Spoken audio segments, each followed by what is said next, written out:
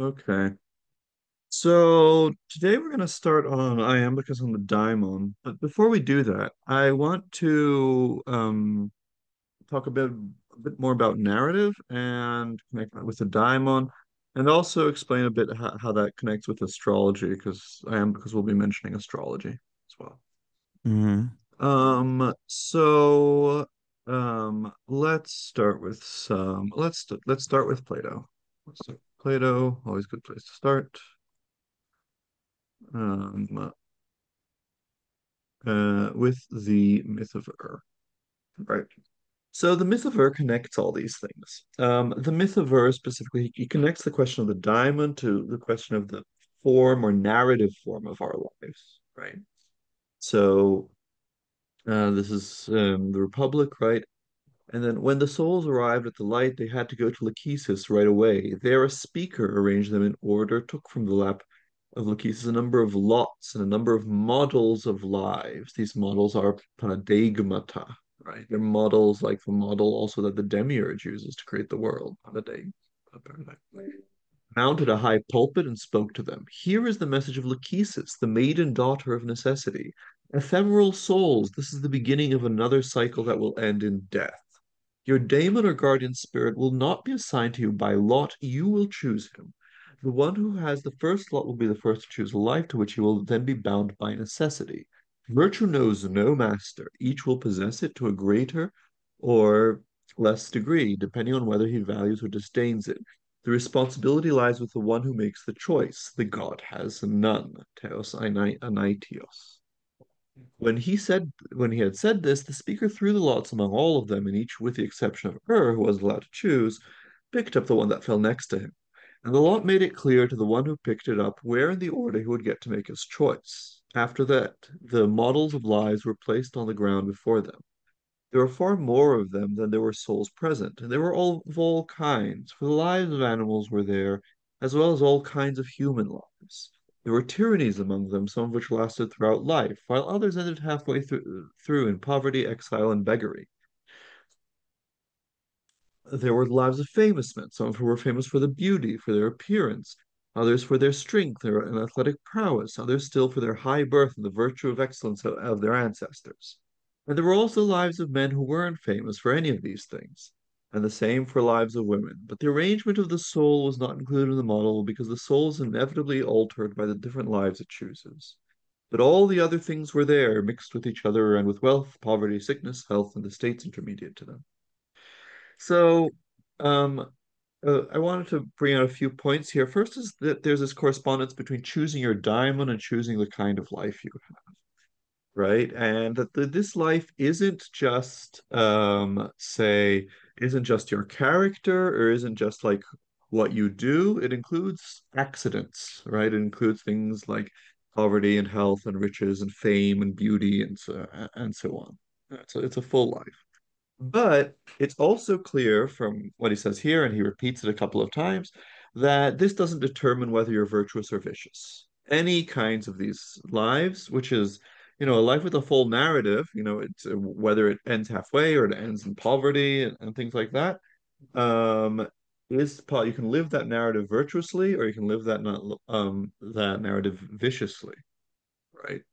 So um, these are and the it's not clear what the connection is, but there's also a um the stars do play a role here because the lives are in some sense woven on this spindle of necessity, which seems to be the planets, right? In the description of the Timaeus, of the Republic, right? And so in some sense, the people are subject to necessity through these planets or something like that. And this necessity is what binds them to the lives they picked. There's ample space for interpretation of these things. We saw how Plotinus thinks that choosing the future life is actually choosing now. Right now, we are choosing what kind of life we will have. Every action we do is a choice for a certain kind of life. And insofar as we're choosing a certain kind of life, we're also choosing, as it were, what's beyond that life, what's as it were, the moral or ethical ceiling of our lives, and that's the daimon, right? And that's the sense that we're choosing the daimon as well in for Plotinus. Um, and since we've been talking so much about narrative, I also wanted to bring in some text from Alasdair MacIntyre, since he's argued about the importance of narrative in accounting for explaining human life. So I brought some passages from his After Virtue, the subject. So um, here he makes a first argument for why narrative is required for to make something action intelligible. And he this is just one of a few arguments, but it's a more one that's easier to screenshot because it's shorter. I am standing waiting for a bus, and the young man standing next to me suddenly says, "The name of the common wild duck is Histrionicus, Histrionicus, Histrionicus." There is no problem as to the meaning of the sentence he uttered.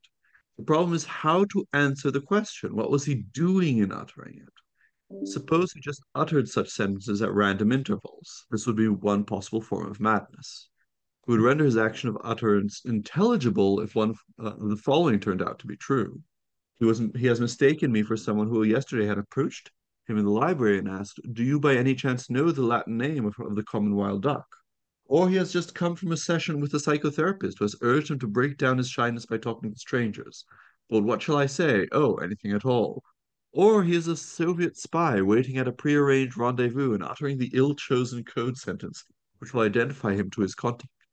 In each case, the act of utterance becomes intelligible by finding its place in a narrative, right?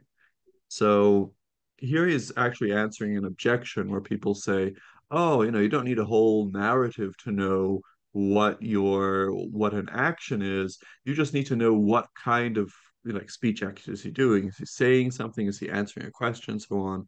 And he's making the point that, what speech act he's doing depends on the narrative. Right? He can be giving a code, he can be answering a question here, he can be starting a conversation, right?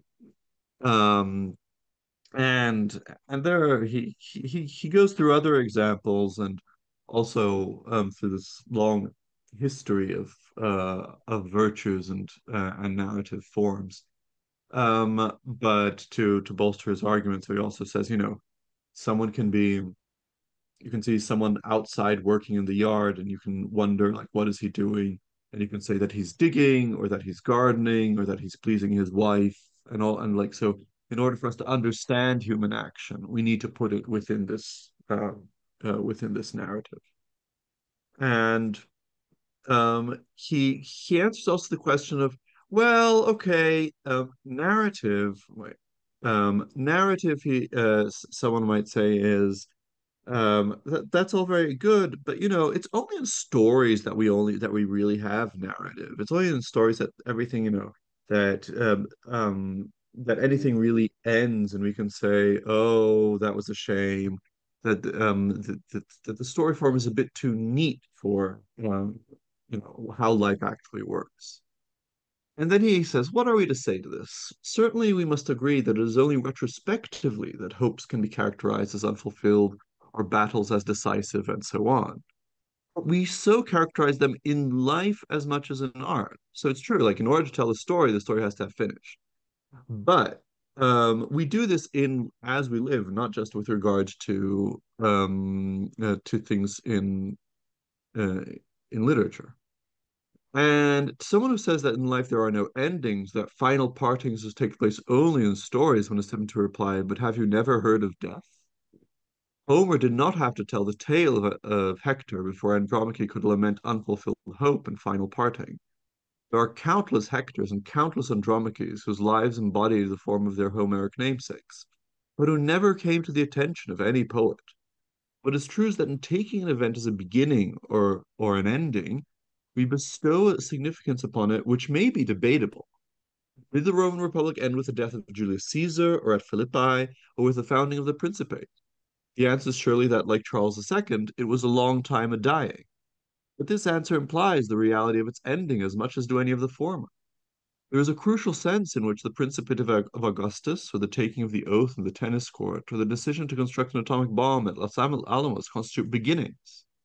Peace of 404 BC, the abolition of the Scottish Parliament, and the Battle of Waterloo equally constitute endings, while there are many events which are both endings and beginnings. So here, basically, he says, indeed, there's a case that, we can only judge endings in retrospect, and so the stories, in some sense, can only be seen in retrospect. And that it's always debatable, perhaps, what was the actual beginning or what was the actual ending. But as the fact of, death and also birth shows, there are actual beginnings and endings, right, in our lives. Um, and this connects with an argument that I presented for narrative form of life in a previous class that I drew from Proclus, actually, which is that, endings, and beginnings, they allow us to individuate processes, right? And so they allow us to say, for instance, when did the war begin? When did it end? And if endings and beginnings don't exist in reality, then all that exists is this, one stream of events constantly changing. And we can't even pick out the events, or the individual events. And recognizing that there are real beginnings and endings involve recognizing that there are beginnings and endings in the processes themselves. That is, the processes have a narrative structure where they have a telos that they're pointing to, and also that they have some kind of efficient cause that sets them off, that starts them. Um, and so to connect this with what we were saying before, this narrative structure is part of what's being discussed when ancient philosophers say that there are these sympathetic ties in the world, right? Because the narrative structure of life and of the cosmos is what means is like it's a living being. It has this organic whole, and therefore we can have these sympathetic ties. And also, it's the kind of thing that we're manipulating when, for instance, we do sympathetic magic, right?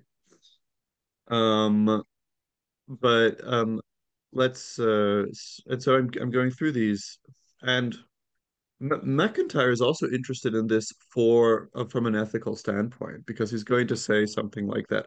Virtues are dispositions that allow us to fulfill our narratives well, right?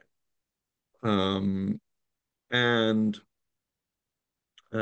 so and he makes a point that's important for our account of sacrifice, that because we talked about how sacrifice for Iamblichus was somehow breaking down the wall and of the story and somehow accessing the author of the story, making the author himself present.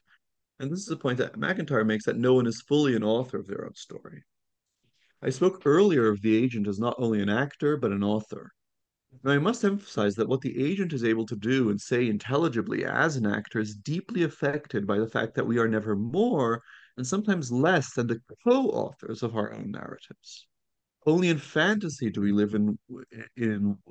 live what story we please. In life, as both Aristotle and Engels noted, we are always under certain constraints. We enter upon a stage which we did not design when we find ourselves part of an action that was not of our making. Each of us being a main character in his own drama, plays subordinate parts in the dramas of others, and each drama constrains the others. In my drama, perhaps I'm Hamlet or Iago, or at least the swineherd who may yet become a prince. To you, I am only a gentleman, or at best, second murderer, while you are my Polonius or my gravedigger, but your own hero. Each of our dramas exerts constraints on each other's, making the whole different from the parts, but still dramatic. Right. So here he points out the need, like he doesn't go take the leap that um, uh, the Neoplatonists would take, which is say, well, then there must be some great meta narrative that organizes all these things so that they're still intelligible, and there must be some authors that of that great meta narrative. But he points out here how, since there are many of these agents with these teleological structures of their existence, and they interact with each other, then no one here is truly, the author, the sole author of their own story. And he then turns to a problem that Sartre raises. So Sartre, he tried to argue in a novel that there's actually no narrative structure to life, that to to tell the story of a life is already to falsify that life. And MacIntyre's argument here is just to kind of say, I can't imagine what this would be. So he writes, we can discover what is wrong with Sartre's thesis in either of two ways. One is to ask, human actions deprived of any falsifying narrative or order be like? Sartre himself never answers this question. It is striking that in order to show that there are no true narratives, he himself writes a narrative, albeit a fictional one. But the only fiction that I find myself able to form of human nature an sich, prior to the alleged misinterpretation by narrative, is the kind of dislocated sequence which Dr. Johnson offers us in his notes of his travels in France. There we waited the ladies, Morville's, Spain, country towns, all beggars. At Dijon, he could not find the way to Orleans. Crossroads of France very bad. 5 soldiers, women. Soldiers escaped. The colonel would not lose 5 men for the sake of 1 woman. The magistrate cannot seize a soldier but by the colonel's permission. So it's loose facts.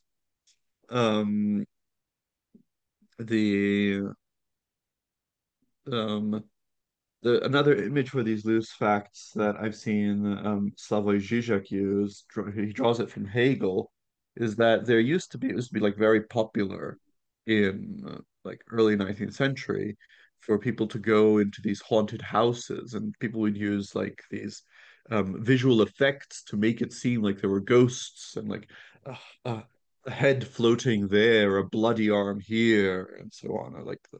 These were called phantasmagoria.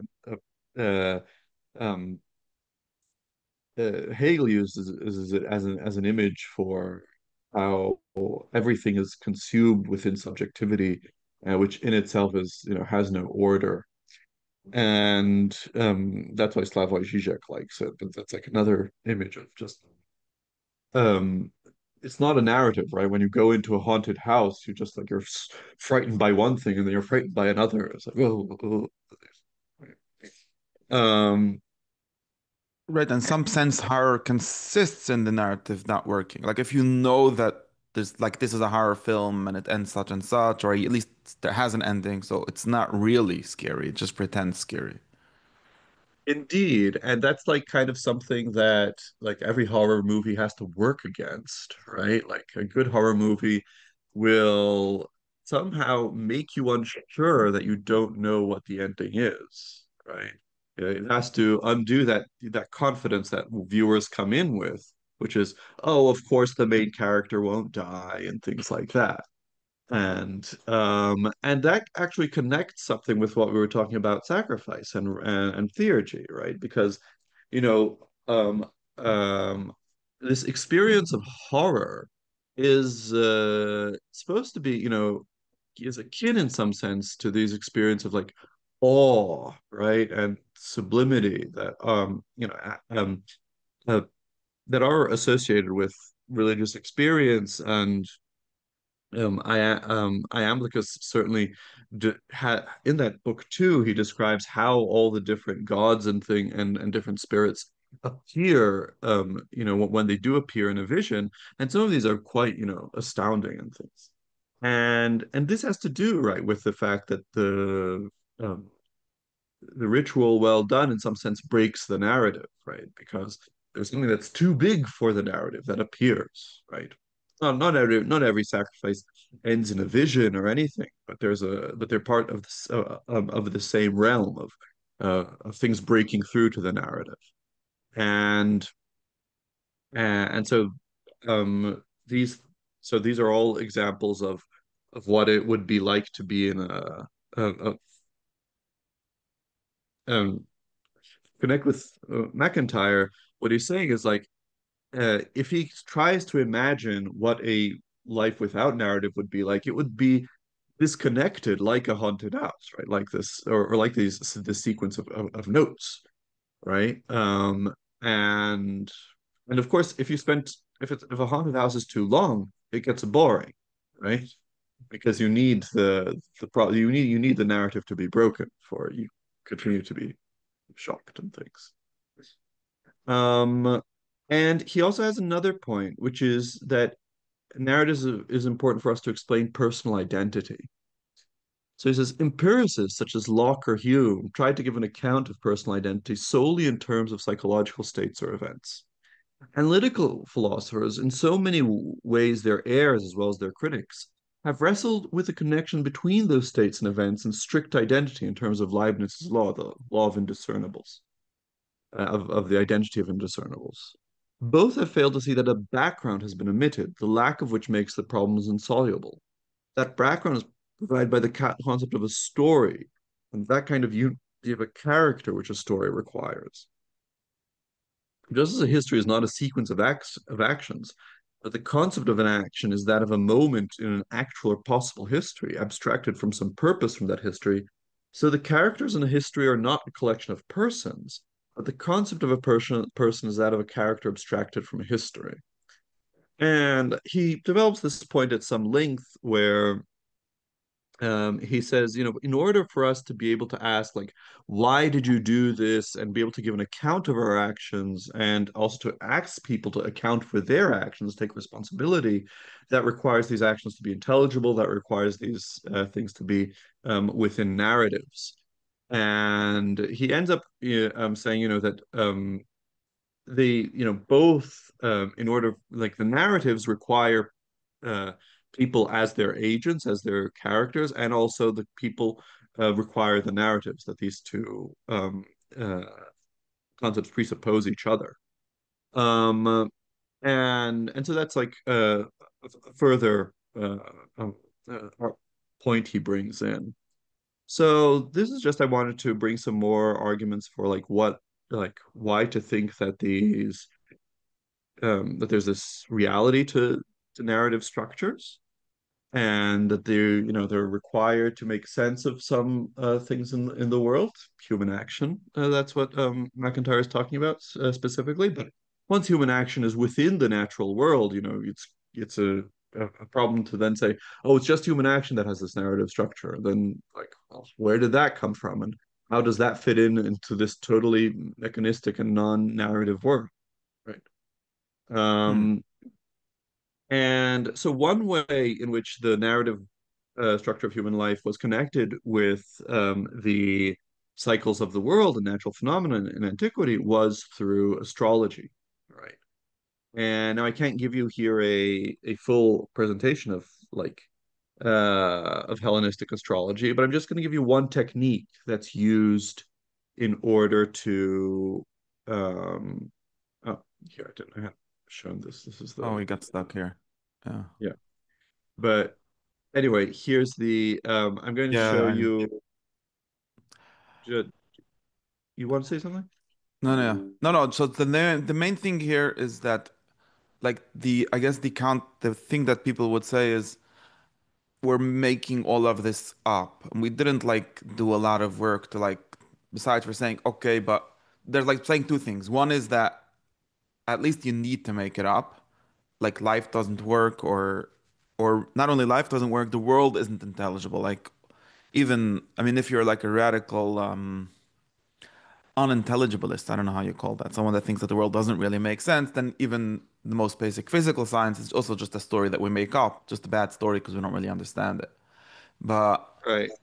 and the same thing you would say, well, it's like a psychological need of people or something to think that there's coherence in the world. But really, there is really just a bunch of disconnected facts, like the ancient atomists would say, like really only atoms are void, and that's all. There isn't really anything else to say about the really. Right. Um, but of course, when you say something like, "Oh, that's just people that they have this psychological need," you're presuming that you can talk about people, and if you're talking about people, they're intelligible to you, and And then so you're saying, and then the argument that this is necessary for intelligibility kicks in, right? So like um the but no, that there is a bigger, back and forth that can be had, certainly.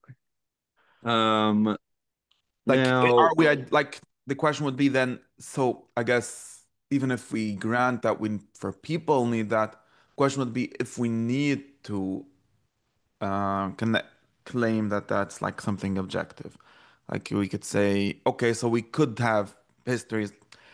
What happens is like there's these two kinds of histories. Like there's a history that says something like, okay, even like human history is a problem, but you could say people say things like, okay, there's I don't know, nations rise and fall because there's some cycle in heaven that's supposed needs that, or these visions of Daniel. Like right, there's a structure to right. the rise and fall of empires, which is behind things.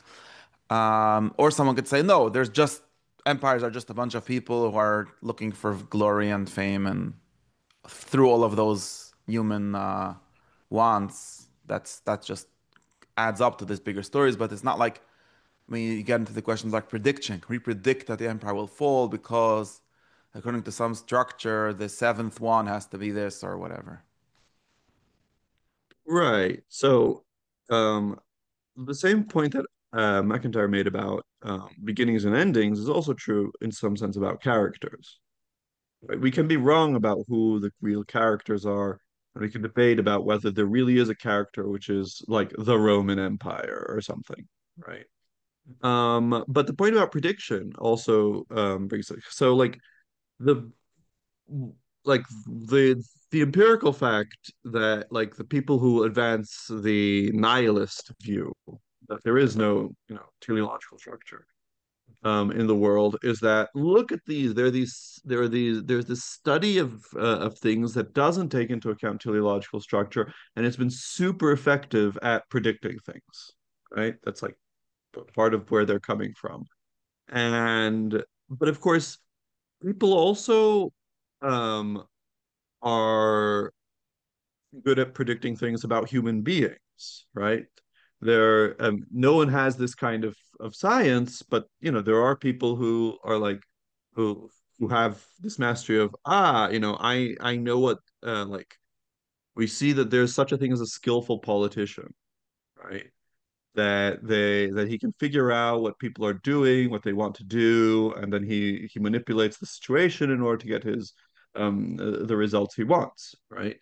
And this person is entirely, he's not for a second does he doubt the teleology of human actions, right? And and so there are, there's also like something that shows the purchase of the narrative form on reality is that it also produces correct predictions, right? Um, but so that was one Right. thing. I guess there's the like big challenges to that would be things like evolutionary psychology or economics, things that like try to explain human action in terms of pushes and without any pulls. Like there's only market Right. forces and or like Right.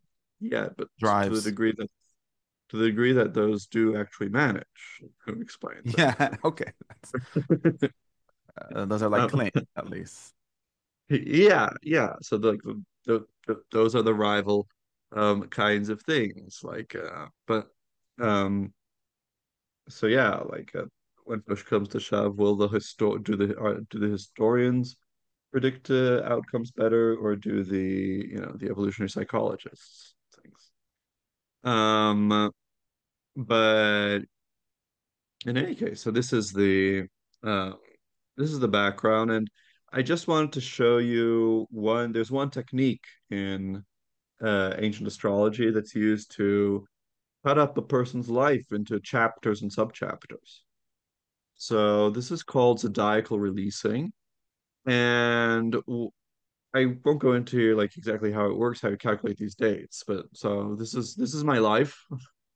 Um, Okay. this is this is the structure of my life. Who knows when I'll die, but it doesn't predict that. But what it does is that it breaks up life into these large chunks, right? So here on level one, right, you see there's one chunk that goes from 1987 to 2006, then from 2006 to 2025, and so on. And then it breaks down these chunks into smaller subchunks. And furthermore, it has this property of that there's a rhythm to these things. So you see that there are some periods that have boxes around them. They're called peak periods nowadays, and they're like the moments when the most important things are happening in life. And then they and so in the periods before them are called like build up or preparation periods in today's jargon, and when the ones after them are like cool down phases. This is all contemporary jargon, but this is actually technique that was recovered from ancient astrological texts. And and so, here it divides life into chapters and subchapters, and they have this narrative structure of like preparation, events, resolution, right? And so this is like one example of how, and then it breaks down each period into smaller ones. It even goes down to a couple of days, periods of a couple of days. And so this is um, uh, just an example of how, the in ancient astrology, there were techniques to break down life into, as it were, a narrative structure. There are other things about like seeing in the chart what the purpose of someone's life is, or so like what's their main focus in life, and also seeing like important events that will happen to them if they're married, if they'll have a violent death, and all that stuff. Others that show, for instance, a not this kind of narrative structure, but a different one that goes like that repeats every 12 years, and where you go every 12 years through all the different, as it were, areas of life and sequence. But that's just a bit to give us some background about how Mhm. you know astrology ties in with this question of narrative structure, and also why it ties in then with choosing with the daimon. So um uh Iamblichus is going to mention astrology here when he talks about the daimon, because because there were some astrological techniques that it seems that people used in order to determine who is my daimon, right?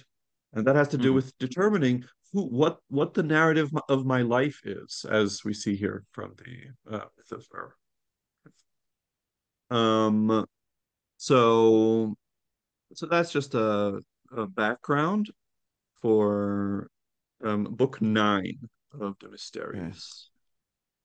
So do you have that? That's Let in me, that did you send it to me um or I have the book yeah, somewhere? it wasn't that excerpts that I sent you starting Oh, on page five of the I have to PDF. find that. Let me open the just Okay. for a second while I'm doing that. So I was thinking, so maybe so there's again these like two things. One is the question of to what extent we're the author of things. I was having a Right. conversation with someone yesterday, was telling me like, why don't you study this? And I was like, I don't know, I don't, there's enough people doing that. Why do I have to? I'm like, why did he choose? Like, so I don't know. I don't think I chose. Like, there's things that I'm drawn to, and I don't think that I chose to like those things. But who did? Who knows? Um, so that's like one thing. The other thing is, yeah, like to what extent does these needs to be like universals or laws? Like maybe the people that don't like astrology, like the question is always like, is it that there's a better or a different way um to how do you call it to manage this? Like even if we could like have someone that says no, you don't need narrative at all, and then you say, well, that seems to be even a little self-defeating. Here, do that. But then you say, okay, but I have a rational narrative or something like my narrative is this. If I choose to do good, then I'm well, do good, and somehow I choose everything. Well, that's a narrative. Or my narrative is just like who will win the war? Whoever has more tanks. It doesn't have anything to do with the stars. Is that like Right. would that be a like challenge or like you'd say like one of the things that Maimonides has against astrology is he thinks that people rely on the predictions and forget to do what they need to do to make things happen. Like he claims, oh well, the Jews lost a bunch of wars because they thought that the stars predicted they will win, and then they forgot to make an army too, something like that. Okay. So I mean, it's certainly the case that there are people who, rely too much on a prediction and to do what they need to do. And it's certainly a case that whether astrology actually, you know, predicts the narratives or reconstructs the narratives of that happen is an empirical question, right? But but with regard to the question about like that it removes your will and it makes you lazy, which is like an argument that's get used against determinists, right? And was used against Stoics who were very into astrology, and lots of the astrologers from antiquity seem to have been like very influenced by Stoics. And they so it's true that it does make predictions, but it includes you. So for instance, in a in a birth chart, the planet that rules the rising sign will be the planet that represents you. And so, like, sure, it predicts things about your life, but you're there acting in it, right? And so, like, you have to do something if those predictions are going to come true. This is also true when you do, for instance, a um what's called a horary question. So a horary question is when someone asks a question to an astrologer, like, will I marry this person? And the astrologer looks at the stars at the moment to figuring to see what they say. And then again, there's going to be like one planet that's taken to represent the person who wants to marry, and the other planet that shows like whether the that shows the person they want to marry. And then like you can see by like how the planets move, and then it'll say, oh, like yes, you it will happen, but you have to make an effort, or yes, you it will happen, but they're going to come to you, or so like astrology has rules for determining the extent to which you need to engage yourself, right? Because you are included Mhm. in the story, right? That is reconstructed. Um, and actually, I've seen astrologers complain about clients that say, like, you have to understand that this isn't magic. That if I tell you something is going to happen, you actually have to go there and do it. Okay, so So like there are astrologers who complain have the same complaint as Maimonides does. I see. Right, like all these Um, things can be internal to whichever system you have, I guess. yeah, and it's also like that. The general point that Stoics make is that saying that everything is determinate and that everything has a cause doesn't mean that everything happens without your contribution because you are one of the causes, right? And Mm. so it doesn't, imply that, you should just do nothing. No, you're one of the causes. Okay, so we're here. This is a book nine. That's Book 327. nine, yeah. Okay, Yeah, yeah. it starts well. Um, yeah, well now. Do you Okay, want to read yeah. So let me. the first paragraph? Yeah, so let me read it. Well, now let us next try to sort out as best as we can the complex problem embodying multiple objections that you raise about the personal diamond. To put the matter simply, one may take two approaches to the personal diamond, one theurgic, the other technical.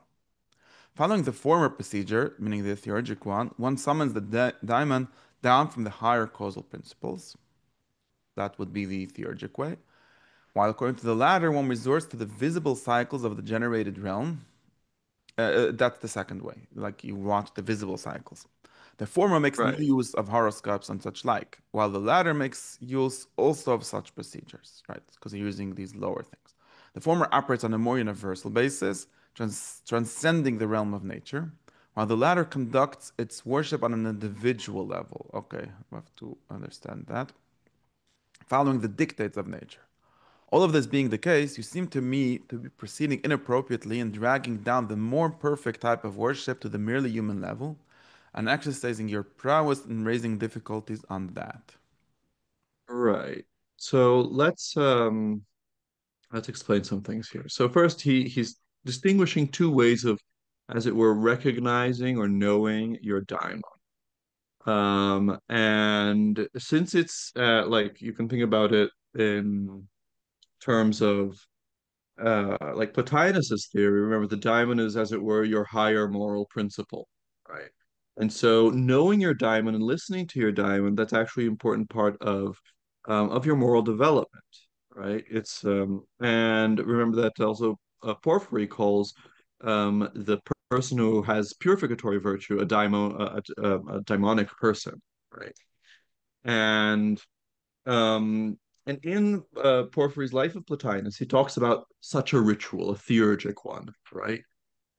Where this Egyptian priest he offers to Plotinus to I can summon your daimon, and they do this at the temple of Isis, and everyone is astounded because the Plotinus's daimon is actually a god, right?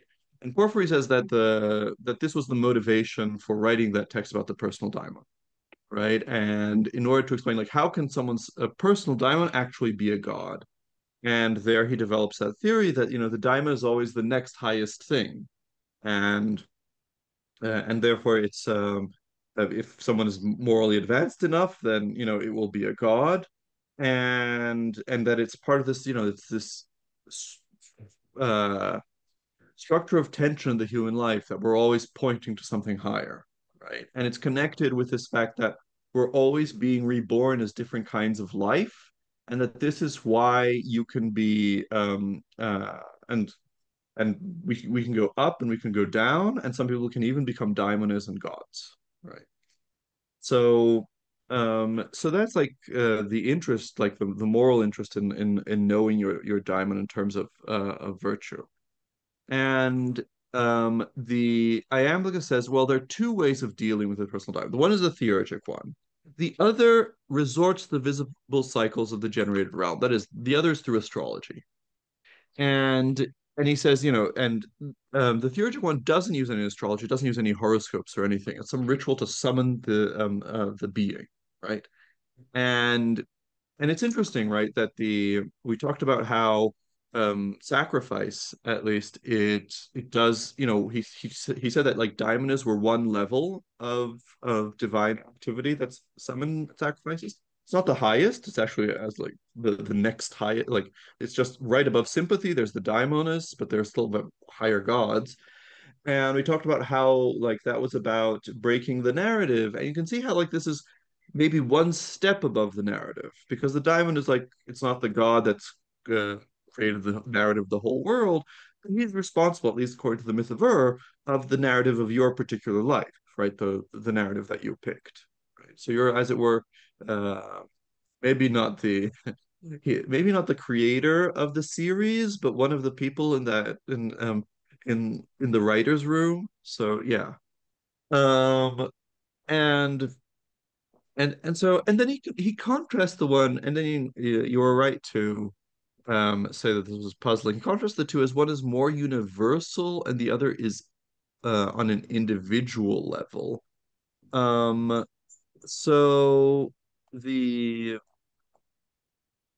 one moment. So on an individual level here is Meristos, and that means so particular as well. Remember that like nature is what's responsible for the sympathetic unity of the cosmos, and and sympathetic unity is also how Plotinus explains how astrology works, right? It's because the whole world is a single living being that the motions of the stars can tell you about things down here. It's not because they actually cause the things down here through like influences of hot and cold and dry and wet, right? That's Ptolemy's version that became, popular in Arabic philosophy and then later Jewish and Christian. But rather, it's just that the same way that you can tell what's happening in one part of an animal's body by looking at another part of an animal's body.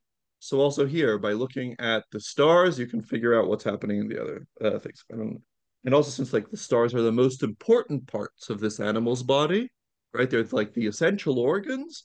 They will tell you about like what's happening in the less essential parts, right?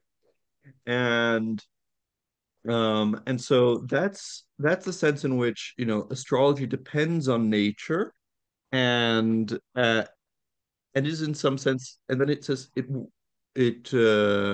works on a partial level because nature has to do with these physical logoi that are distributed throughout all things, right? So to talk about nature is to talk about the world of bodies as it is organized.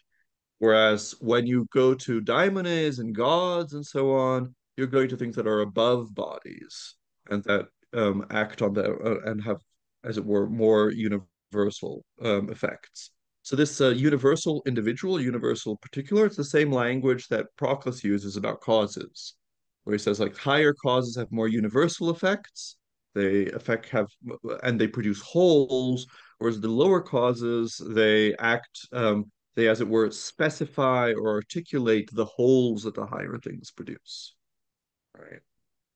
But the So diamond, this diamond would still be like personal, right?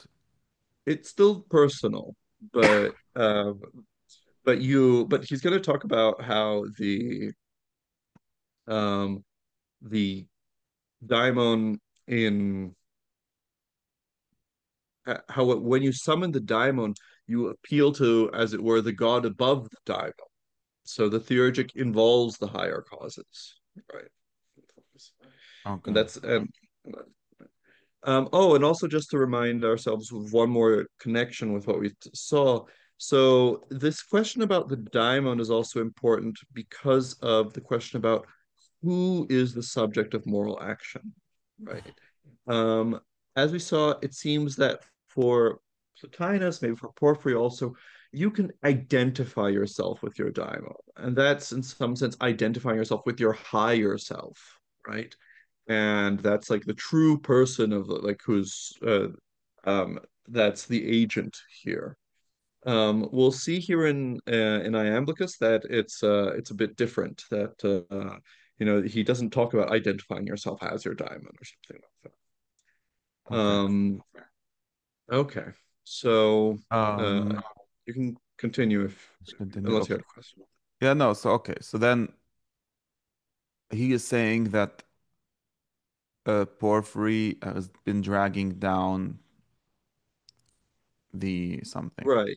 So Porphyry had a bunch of questions about the personal daimon, and they were all based on this idea that you could derive the personal daimon from a specific astrological technique. Okay. And then Iamblichus does his first move, which is like the move he does in other questions of Porphyry, saying, Porphyry, you're just confusing. This is theurgy. This isn't this philosophy or this astrology that you know. It's something completely different. And yeah, so he's just doing that first move. Okay, I see. So it's true that there are such things, but he is not so interested in them. And even at that, you seem to be cutting off just a small portion of the whole question concerning the diamond. Four, whereas those experts who operate within the bounds of nature are accustomed to give it its designation and due order on the basis of the decans and the servitors, the zodiacal signs and the stars, the sun and the moon, from the greater and lesser beer, and from all the elements of the cosmos as a whole. You are making the error of detaching one small part of all this, that of the master of the house, and have concentrated all your inquiries on that. So he's saying even in astrology, which has all these words that I don't know, you only know one of them, or you're concentrating on one of them. E- exactly. So there and like there's a text attributed to Porphyry that's an introduction uh, to Ptolemy's Tetrabiblos, right, which is his text on astrology. And there are a number of definitions about of like key astrological terms. And one of them is determining this oikodespotes, and which is, as it were, it means master of the house, and it's supposed to be something like figuring out the planet that's responsible for the chart as a whole, in some sense. It's something that we find in many astrological texts, but like the term, Porphyry is the only one that's preserved us for techniques for calculating it. Although there's a problem that Porphyry gives us like or well, there are different actually techniques. I'm wrong, but like I recall that like there's some alternatives like Firmicus Maternus gives us another one. But anyway, Porphyry gives us more than one. So it's like confusing to know exactly what he meant, but like and which he thought was authoritative. He just says, some people calculate like this, some people calculate like that. Okay. And um Iamblichus is complaining, saying, like, you just look at this one thing. Whereas, proper astrologers, they look at these all these other elements, right? The decans, which are like it's a division of the um the sky into 36 parts. So you divide each sign into three subparts. Servitors in the translators here indicate that it's the fixed stars. And then he's talked about the sun and the moon, the greater and the lesser bear. So this is those are the pole stars, right? So there's they never set in the northern hemisphere, and all the elements in the cosmos as a whole, right? And so he says you're just picking out one. So like you're even first of all, you're wrong about dealing with a diamond astrologically, and even astrologically, you're not dealing with this properly. Right? Mm-hmm. Okay. And then on top of that, you leave off your static topic and your investigation as to how the master of the house bestows the diamond and by what sort of displacement or emanation or life or power it descends to us from it, and turn to discuss the casting of horoscopes, whether it's such an art or not, and about the discovery of the master of the house, whether it is impossible or possible. So you also don't explain or you forget to finish the discussion of how this master of the house bestows the diamond. Right. Yeah. And so like But it what? seems that Porphyry raised a bunch of like problems about like calculating the master of the house, which makes sense since he gives us many different ways of calculating it. And so it seems that maybe he himself thought, I'll just register these so people can understand the texts, but he's in puzzle about like which is the right one. But Amplica says like it's not like you didn't discuss how the master of the house actually gives the diamond. And of course, this is a relevant point because the technique of the master of the house will give you one of seven planets, right?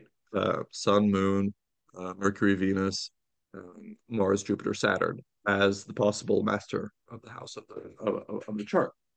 But the um, but the diamond, of course, is there aren't just seven kinds of personal diamonds, right? There's one for each person, and of course, like there's a diamonds are reused, presumably. So same, like later uh, Platonists think this, and I'm pretty sure Iamblichus thinks this too, because there's just a finite amount of souls, and there's just a finite amount of diamond. So there's going to be like reusing of the kinds of life. Yeah, But in any interconnect. case, there are more than seven, and so like there's even Porphyry has neglected to discuss this step from determining which planet rules the chart as a whole to well then how do you get from one of these seven planets to a personal diamond. Right.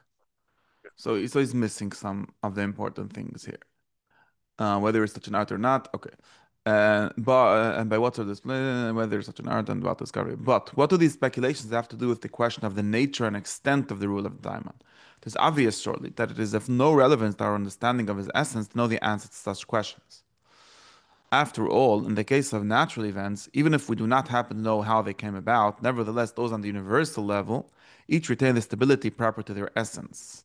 Those are generally prior to the difficulties you raise, but we'll now take up in detail the objects of your inquiry, and try to provide you with solutions to them. So he's saying um, there's two different questions that you're confused. One is like how we know it, or how can be precise about knowing which diamond you have, and so on. That's like an astrological question. Maybe there's another way also, but you're busy with that one. But the more interesting question is like the principle, like to understand what it is, what kind of rule it has. And we see in natural events that sometimes we can't explain like why a particular hurricane happened now, what we can explain like the idea of what it is, something like that. Right, Maybe understand. exactly. Yeah, yeah, So you're worried that I don't know what my diamond is. Okay, but wait, first we should worry about what it is, not what mine is. exactly. Yeah. And that's also why this this chapter is interesting to us, because if it was just a discussion about astrological techniques, it wouldn't be so interesting to understand the the nature of virtue for Iamblichus. But since he talks about what the daimon is, it is actually interesting. Hmm. Okay, you say then that he is surely happy who, knowing the celestial configuration of his birth and hence recognizing his personal daimon, is able to neutralize by sacrifices the power of fate. Hmm. You seem to me, however, to be saying here things neither concordant with each other nor with the truth.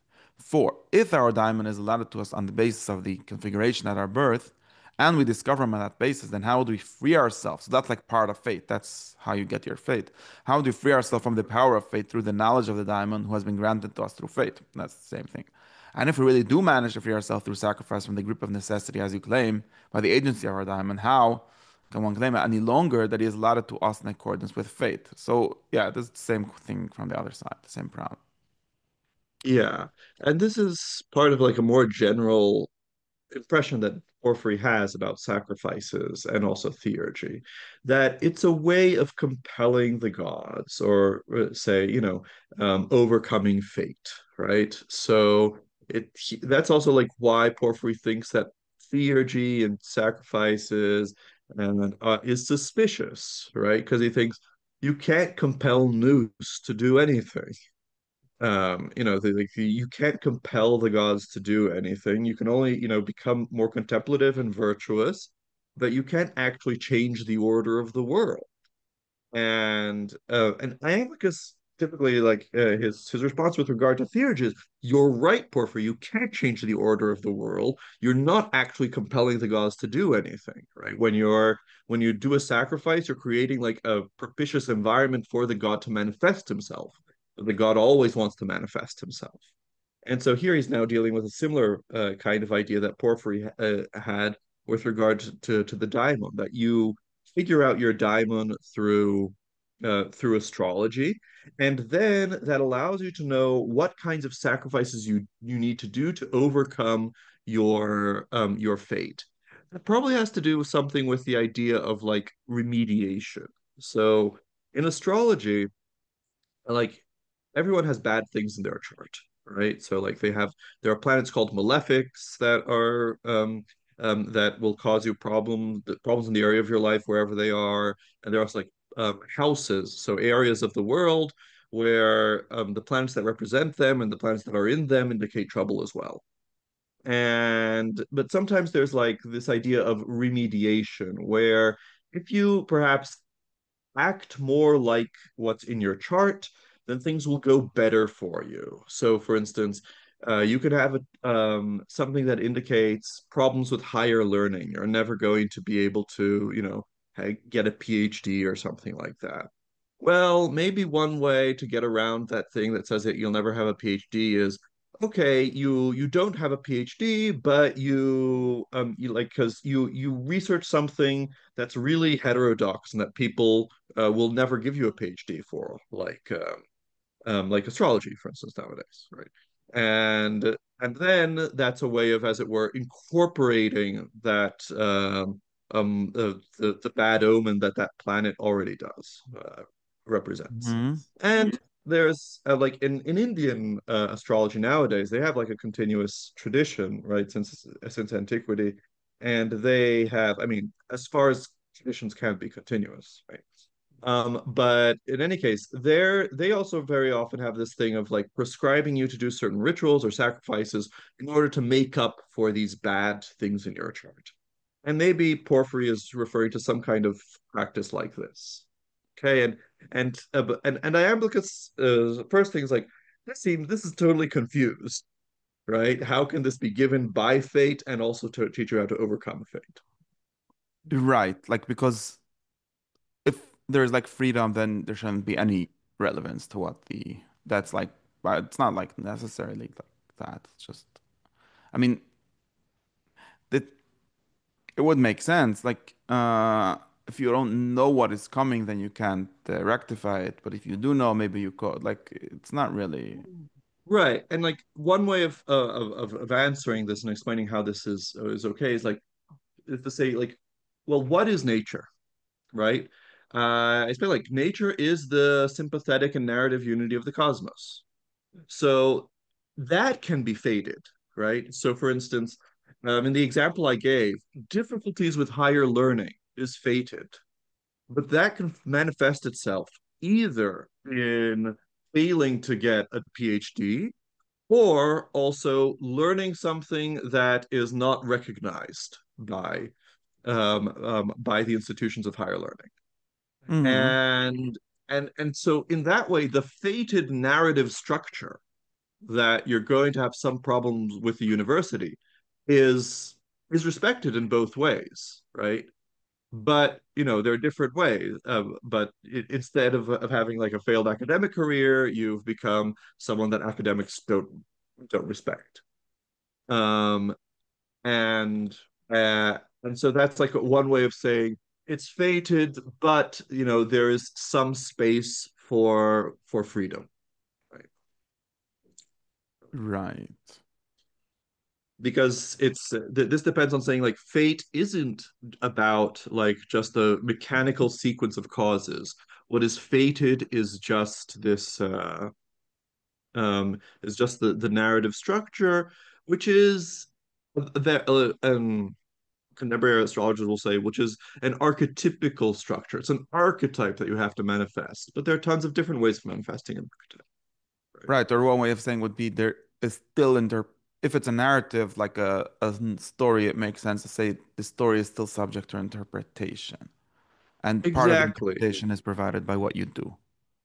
Yeah, and this connects, for instance, with like if you're a Platonist, you can then connect that with this idea, for instance, that each form has many levels, right? And so, like fire, is like the same form that produces fire also produces anger. Maybe it also produces sudden insight, right? Because these are all analogically connected and then like so maybe fire in is fated in this area of your life, but it doesn't need to be physical fire, right? Like it should be said like of course if this was totally free then no chart would say anything, but so there are like limits to interpretation in a chart, and so like there is some form that's determinate, but there's still some, and so like it can be definite that there will be a problem here, and that it will be a an acute problem that involves conflict. But still, there are many ways that even if you narrow Right. it down that way, there's still many ways that that can manifest. Okay. That's like the opposite of like the tragic understanding of fate, where it like works the other way around. Like the fate is something very, very specific, and all the things you do to rectify it just make it worse. Indeed, indeed, and it's interesting. So the couple of things here. So on the one hand, narrative fate, for instance, you will kill your father and marry your mother. This that is something uh, that also points to, in some sense, like the narrative structure of the world, because like yeah, there's like something all the way back there that's like a prophecy or a curse, and then there's these events later. And there's like no mechanical influence between one and the other, right? There, that only makes sense if there's diachronic unity, if there's a unity of these large chunks of time, and there's not just one thing pushing the next. Um, and I guess and the thing about that is like very often it's that like in tragedy, it's that like the people also choose to avoid it in the worst way because like Laius could have chosen not to have children, right? He could have chosen not to have like that's the whole point. Like he was told if you have a child, this is going to happen, and but then he went on and had a child anyway, and then of course everything happens. And part of like you can understand the interest of astrology is like figuring out your tragic fate beforehand and then, learning to not make the same mistake. Um, and um, astrologers actually do reconstruct the charts of tragic figures. So, like Firmicus Maternus, a Roman astrologer, he gives us the chart of Oedipus and of other characters. Of course, this is an exercise of reconstruction, but there's an idea that, like the astrology can somehow capture the fates that we see in legend and tragedy. And there is something tragic in the view of life that's behind astrology, because you always do have these malefic planets and these benefic planets. So like you can like the planets are pushing life in opposite directions. So like there's this idea that there's a multitude of values that conflict and that they can't all be realized. So there is something, tragic to how, Hellenistic astrology saw the structure of human life. Hmm. Okay.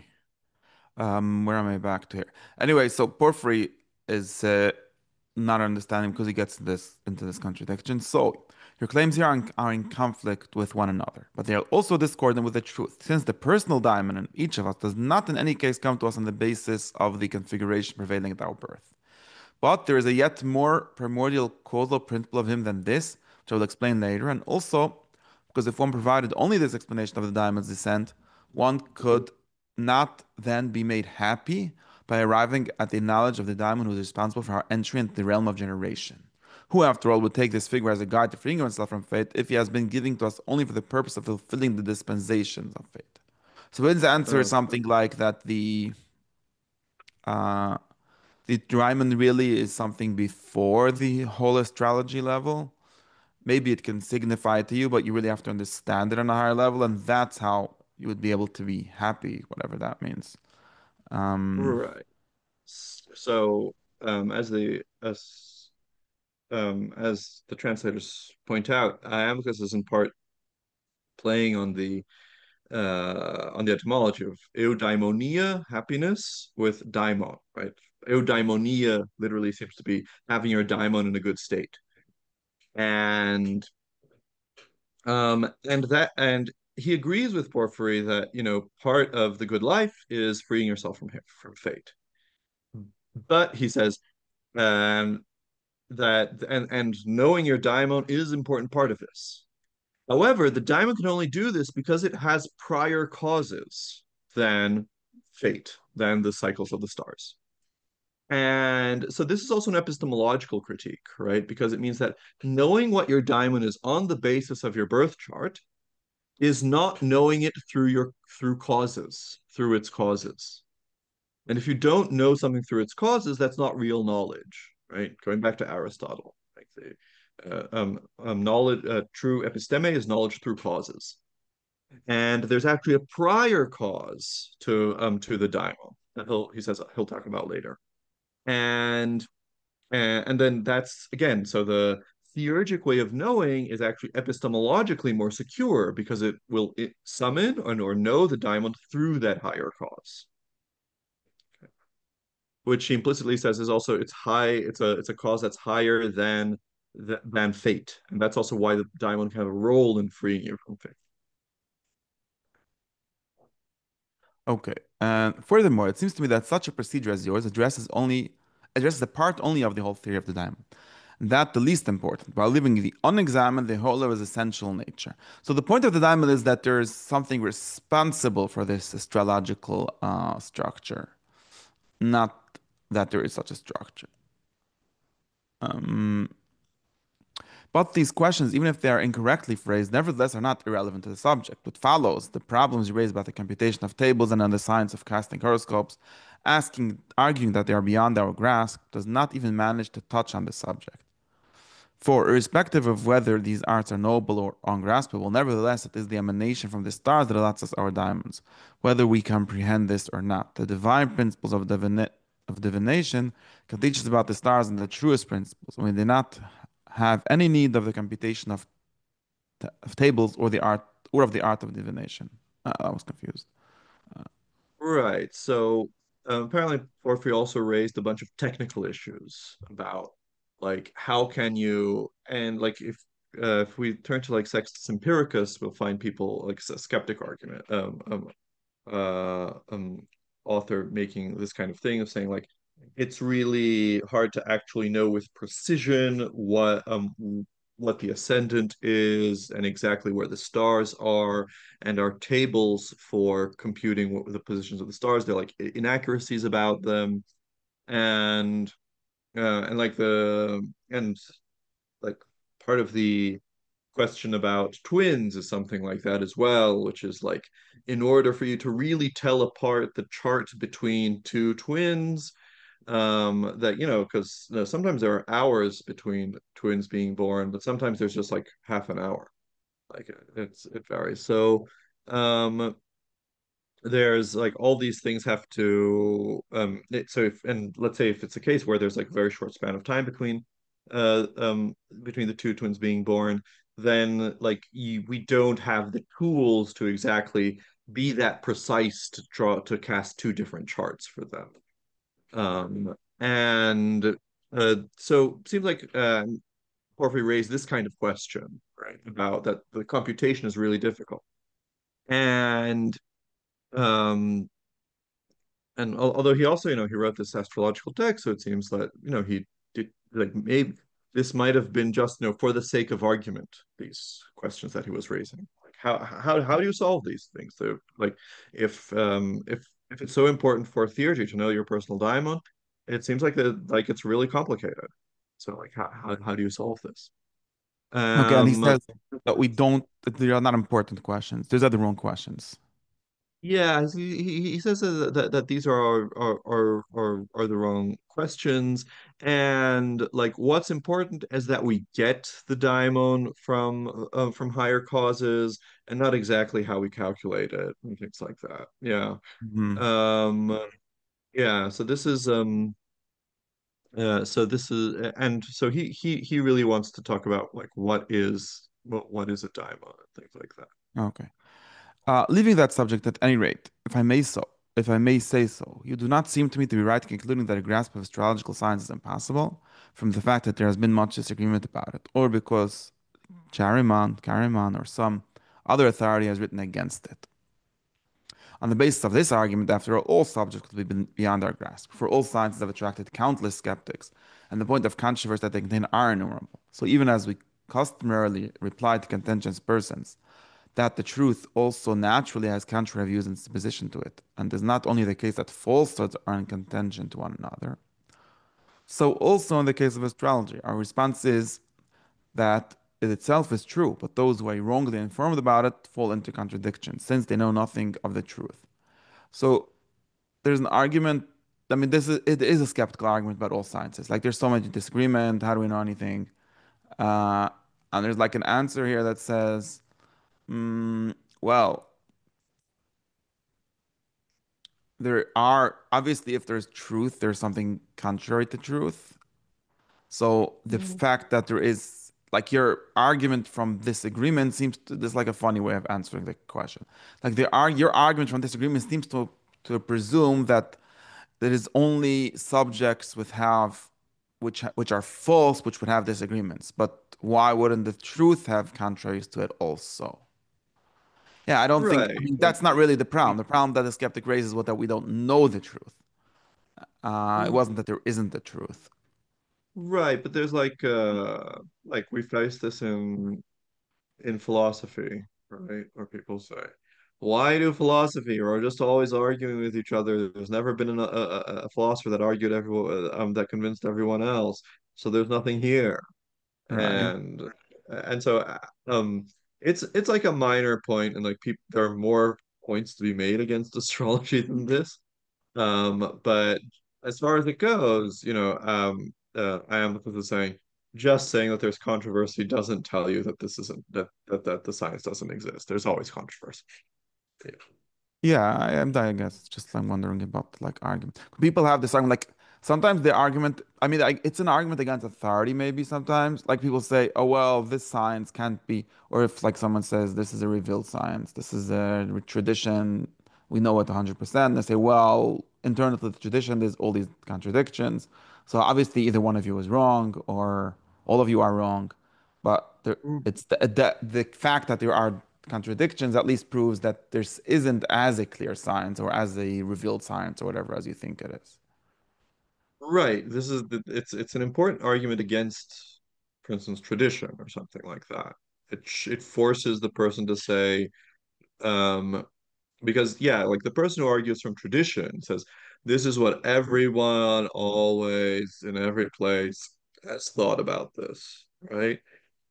And then the argument from the existence of controversy says no. There are people who object to this and they have different views. And then you have to um you can still say no, look, there's still something here, but you have to give some different argument for it. You can no longer just say it's what everyone says. All right. Okay. This situation is after all is not peculiar to it alone, but it's true of all the sciences that have been handed down by the gods to men. See, sciences have been get handed down by the gods. But for progressively in the course of time, through the repeated admixture of much that is mortal, the divine character of the knowledge contained in them comes to be extinguished. This would be an Right. answer to the tradition thing. Like, yes, maybe at the first, I don't know when did gods handed down the knowledge to men, like whoever the first wise man was, or it's Right. Or always the gods, but by the time it gets to repeatedly us, or like repeatedly after each great cataclysm, when human civilization starts again, the gods start teaching things again. Right. mm, This thing that Aristotle says that sciences have been rediscovered infinite amount of times, and Plato talks about how at the beginning of the world age under Zeus, the daimonists teach the arts to the human beings and things like that. mm. Okay, and it comes to be extinguished. Okay, yeah, that's not right. If you have like a progressive view, which Aristotle also has, like time helps discovering things, then Mm, it should be getting better also somehow. That's also what right, people say when they say, well, philosophy doesn't make progress. right. Some people, Okay. Anyways, it is nonetheless possible, even to a small degree, to preserve some clear proof of the truth of this science. For the signs of the measuring function of the heavenly circuits are manifest to our eyes when they announce eclipses of the sun and moon and conjunctions of the moon with the fixed stars. And the experience of our sights is seen to confirm their prognostications. In addition, so yeah, that's why we invented this distinction between astronomy and astrology. Astronomy is the part of astrology that we can see. Um, uh, yeah. I mean, it would have been it wouldn't have been as clear cut back then, and many of the people that you would, for instance, know who could calculate, like do the math for to do the astronomy, they were also astrologers. And part of their claim that oh we can predict things is also like that they could predict the things that happen in the heavens, right? Especially mm, like awesome things like an eclipse, right? right. Okay. And in addition, the point is just that the calculation, this would at least answer the person that says all calculations never work. They do sometimes work for sure. In addition, the observations of celestial phenomena preserved down the ages by both the Chaldeans and ourselves testified to the truth of this science. Right. Ourselves here is the Egyptians. Hmm. Iamblichus is writing as if he is an Egyptian priest. And this is mentioned in the Timaeus, right? The Egyptian priests in the Timaeus also talks about their very old records. Right. And And that's why they can and calculate the eclipses and stuff because you need such long records or something. Right, and indeed, Otto Neugebauer, the historian of science in the 20th century, called the Babylonian astronomical diaries, which was this project of just writing down what omens show up in the skies and writing down what happens around them, the longest research project ever to have been conducted, because the Babylonians did this for like 700, 800 years. And indeed they did come up with some very accurate tables. Of course, later people improved on them, but like they're also like it was Babylonian data that helped like Ptolemy develop very accurate astronomy, and then later, right? So yeah, Hmm. like but like there's this there this also plays like into a certain way of seeing astrology that like even some astrologers nowadays have, which is like, no, people in antiquity, they just kept seeing these coincidences between what happens in the sky and what happens down here, and then they just wrote down these empirical correspondences, right? And so it's all empirical. But there's if you go to like ancient astrological texts, there's lots of a priori stuff there. There's lots of stuff that seems to be have established because, oh, it's beautiful, it's symmetrical, and so on. Well, not because of that, but like it is symmetrical in a way that you wouldn't get just by observing empirical phenomena. Um, and and so there's like also this other line of seeing astrology is it's kind of like an a priori mathematical science, right? Proclus seems to have like a something in between where he thinks like the historical work of observing the empirical regularities makes you realize have an anamnesis the um, of the innate knowledge you have of this mathematical science. Hmm. Okay, Um, right. Was the question still like, oh, so that isn't there something like if we can just predict the eclipse, then it's just a natural thing. It doesn't actually mean that, I don't know, earthquake will happen or something. Or what can you expand that point? like the astrology is like the claim that the star signs in the heaven tell us at least something about here.